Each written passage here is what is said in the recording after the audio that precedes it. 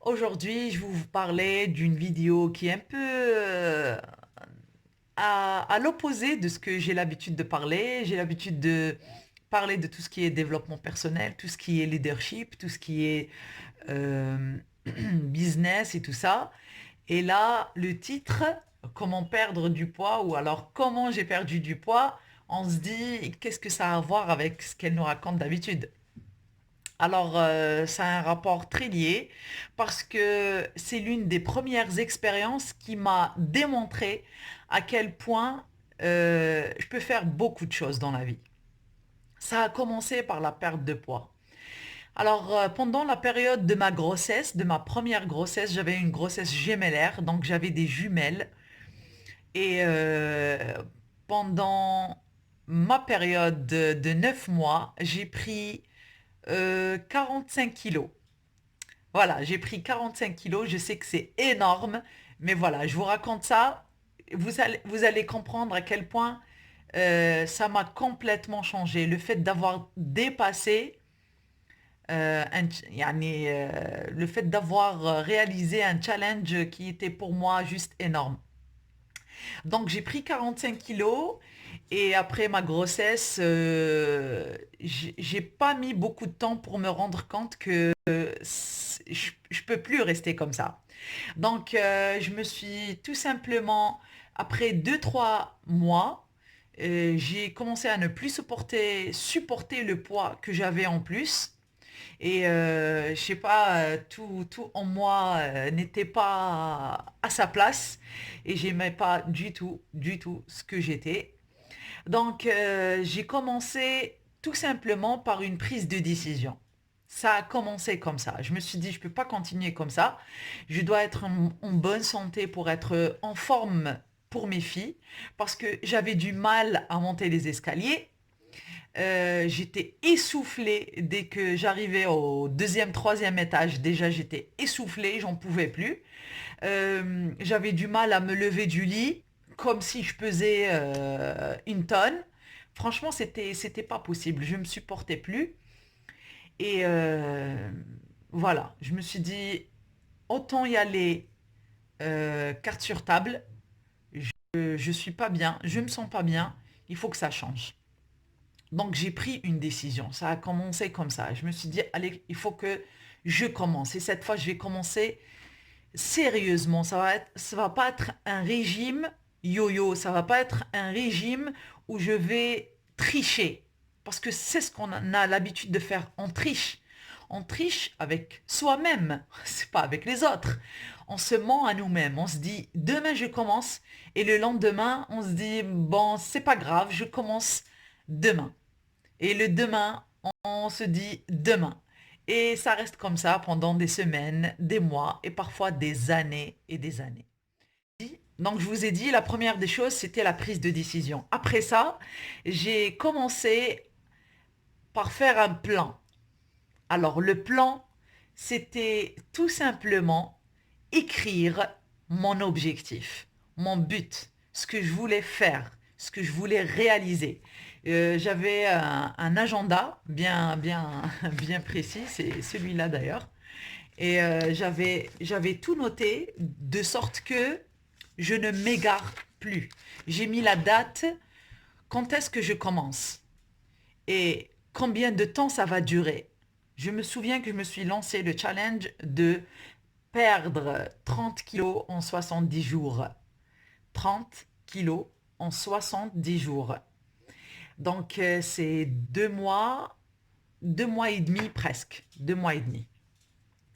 Et alhamdoulilah, j'ai réalisé ce challenge. Je l'ai réalisé et j'ai perdu mes 30 kilos, même un petit peu plus, 32 kilos. Mais je veux vous dire que ça s'est fait d'une manière très sereine, pas du tout brusque ou pas de recettes miracles comme on a l'habitude de vous prescrire ou de vous donner sur YouTube ou des vidéos où on vous donne une astuce pour boire ceci ou la recette, je sais pas, manger que des protéines ou manger que de la viande ou manger que des œufs ou manger que des tomates, etc. Tout ça, ça va plus vous fatiguer vous démoralisez aussi, parce qu'avec le temps, on devient complètement, on déprime. On déprime, on est complètement perdu, on se sent seul parce qu'on est pendant un mois ou 2 mois à manger qu'un seul aliment ou alors à se torturer à ne manger qu'une seule chose. Et on le sait très bien, le corps humain ou le psychique aussi, dès que tu lui interdis quelque chose, il devient plus affamé pour ce genre de choses. Donc, numéro un, c'est la prise de décision. On se dit, je vais commencer. Cette fois, je vais commencer très sérieusement. Cette fois, je vais le faire d'une manière très sérieuse. Je ne vais pas abandonner. Je vais le faire jusqu'au bout. Deuxième des choses, il faudrait enlever de chez toi, de ta voiture, de ton bureau, de, de l'espace là où tu travailles, tous les petits grignotages que tu grignotais avant. C'est-à-dire que les petits sachets M&M's ou Mars ou les barquettes de chocolat ou peu importe, les chips et tout ça, tous ces petits trucs qui d'habitude t'as hâte de les manger, tout ça, tu fais une croix dessus, tu les enlèves complètement de chez toi. Il faut pas qu'il y ait un gâteau ou un petit truc qui te donne envie, tu vas craquer et tu vas abandonner. Donc il faudrait pas qu'il y ait chez toi des choses qui vont te casser ton régime, enfin ton régime, ton challenge, on va appeler ça un challenge, parce que l'appeler par un régime, ça va ça va te travailler psychiquement. Donc, faut appeler ça un challenge. Donc, il faut enlever tous ces trucs qui vont te déstabiliser, te déconcentrer de ton objectif. Il faut complètement les oublier, les enlever de chez toi. Ça, vraiment, ça aide, hein. Il faut pas le négliger. Ça aide énormément. Et si tu es marié et que ton mari te ramène des trucs comme ça, franchement, il faut lui dire, faut plus ramener ce genre de choses à la maison, juste pour t'encourager, au moins qu'il t'encourage, tu vois, pour que ton psychique soit toujours au top. Ok, ça c'est pour la deuxième chose. Troisième chose, c'est que tu prends un cahier, tu prends un agenda, tu prends ce que tu veux, tu écris dessus ton objectif. Quand est-ce que tu commences? Ça dure combien de temps? Quand est-ce que tu termines? C'est important. C'est très important. Parce que là, tu as un objectif. Tu veux perdre 10 kilos, 20 kilos, 30 kilos. Si tu laisses ouvert, que tu, si tu laisses la période ouverte, là, il y a un risque que tu te dis, lorsque j'y arrive. Tu vas te laisser, on va dire, emporter par, comment on dit, tu vas pas être motivé pour te donner à fond. Voilà. Tu vas pas te donner à fond parce que tu n'as pas une limite à ne point dépasser.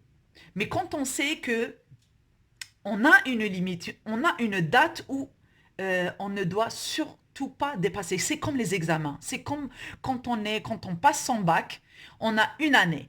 Alors, même si tu as la flemme pendant toute l'année, eh ben, je sais pas, une semaine, 2 semaines, un mois avant le bac, eh ben, tu t'y mets très très sérieusement et voilà. Mais pour les gens sérieux, ils ont une année, toute l'année, ils sont complètement sérieux. Ils savent qu'une année va passer très vite.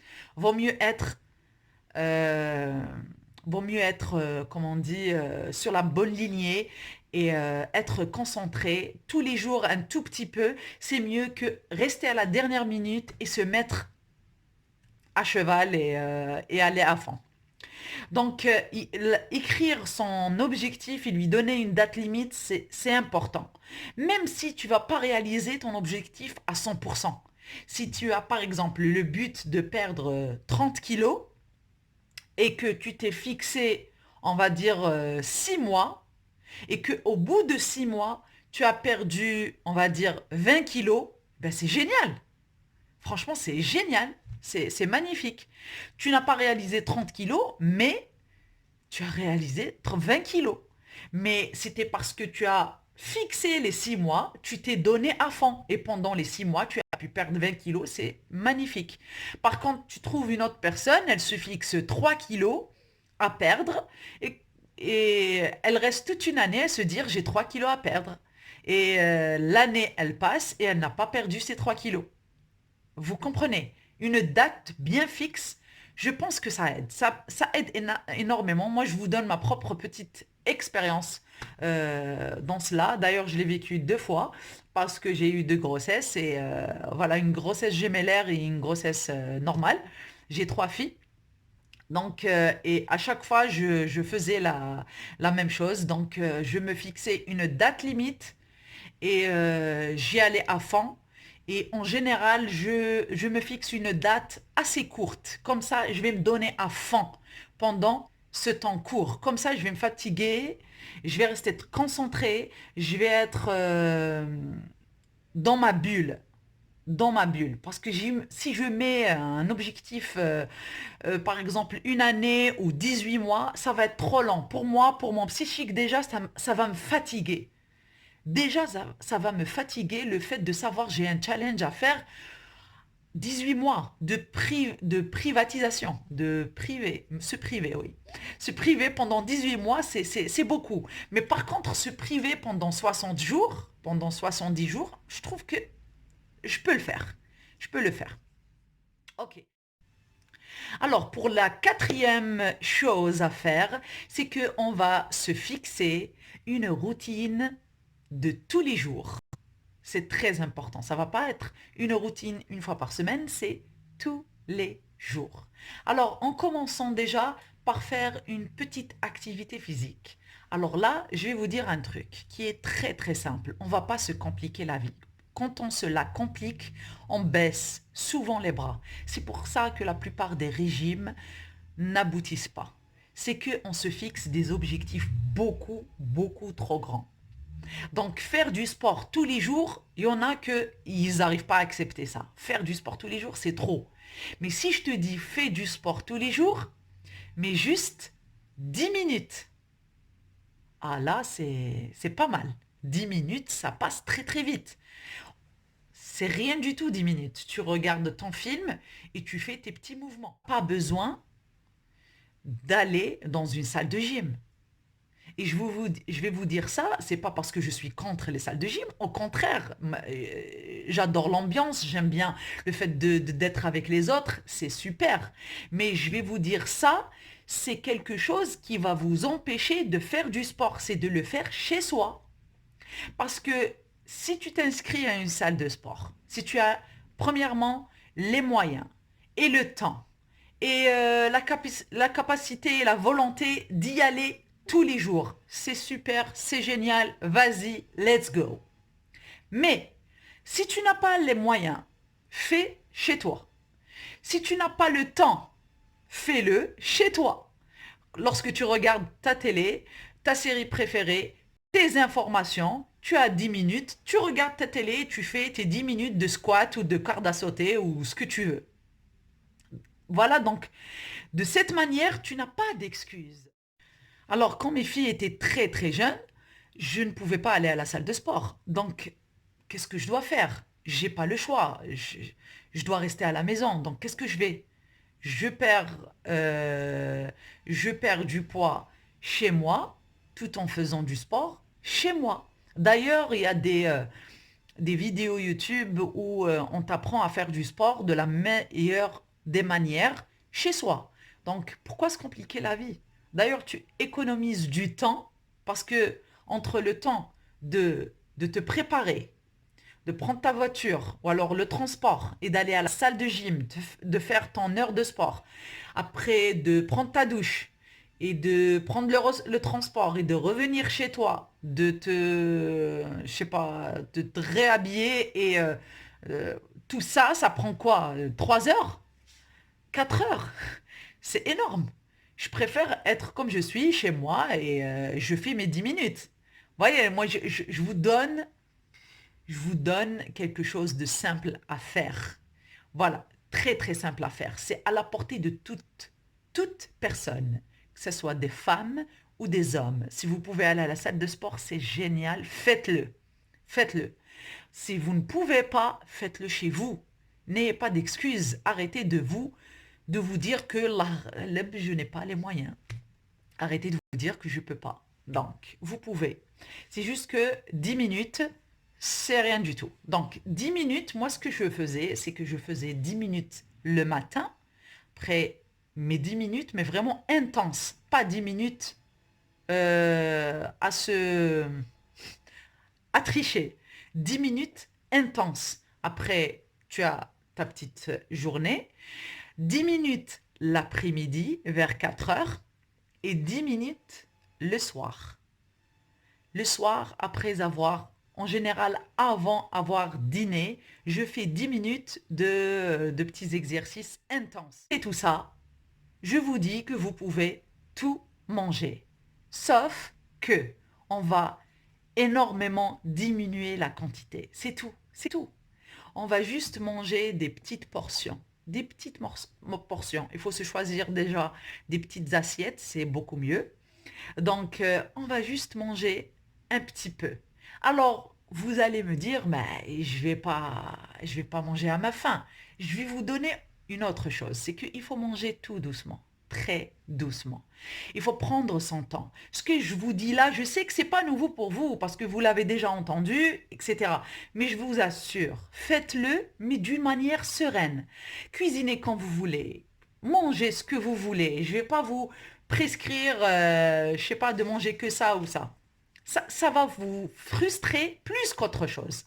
Mangez ce que vous voulez. Sauf que, dorénavant, vous allez vous servir des petites portions.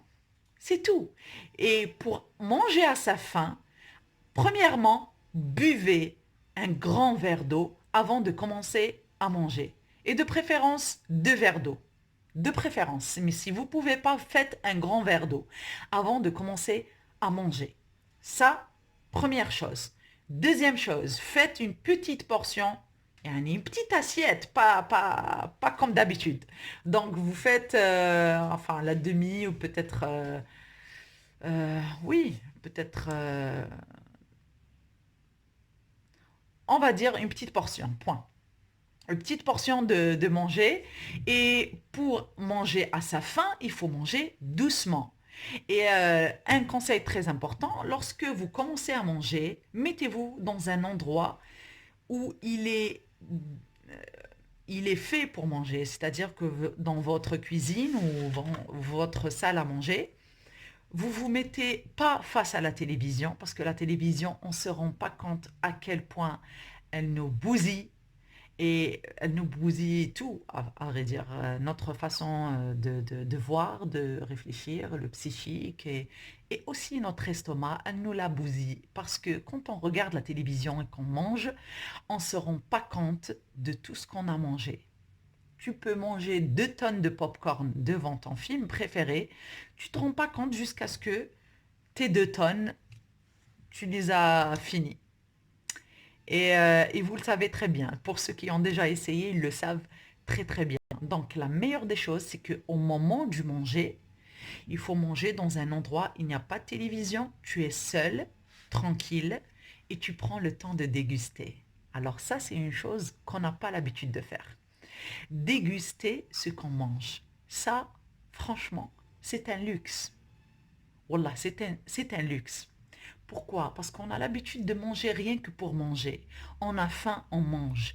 Mais est-ce que ça t'arrive de t'asseoir, de te mettre et de te préparer pour déguster ce petit plat, même si c'est tout petit, ce petit plat, et je vais le déguster. Je vais prendre mon pied et je vais prendre du plaisir à le manger et je vais le faire doucement. C'est comme quand on prend un bon morceau de chocolat, celui qu'on préfère le plus. Est-ce que tu le manges? Est-ce que tu le croques directement? Est-ce que tu l'avales directement? On dirait que tu manges un couscous. Non, tu le laisses fondre dans ta bouche. C'est vrai ou pas? Tu le laisses fondre.